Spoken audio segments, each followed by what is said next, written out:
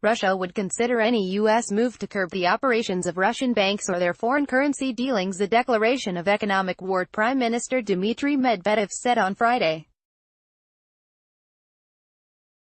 The United States announced a new round of sanctions on Wednesday targeting Russia that pushed the ruble to two-year lows and sparked a wider sell-off over fears Russia was locked in a spiral of never-ending sanctions.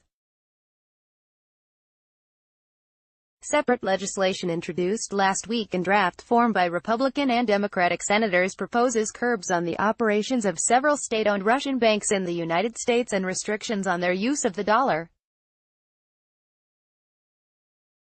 Medvedev said Moscow would take economic, political or other retaliatory measures against the United States if Washington targeted Russian banks. I would not like to comment on talks about future sanctions, but I can say one thing: if some ban on banks' operations or on their use of one or another currency follows, it would be possible to clearly call it a declaration of economic war, said Medvedev, and it would be necessary, it would be needed to react to this war economically, politically, or, if needed, by other means. And our American friends need to understand this, he said, speaking on a trip to the Russian Far East.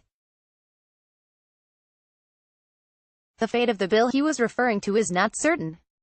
The full U.S. Congress will not be back in Washington until September, and even then, congressional aides said they did not expect the measure would pass in its entirety.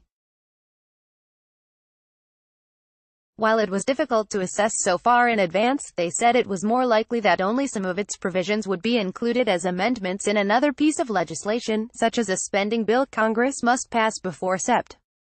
30 to prevent a government shutdown. Published in Daily Times, August 11, 2018.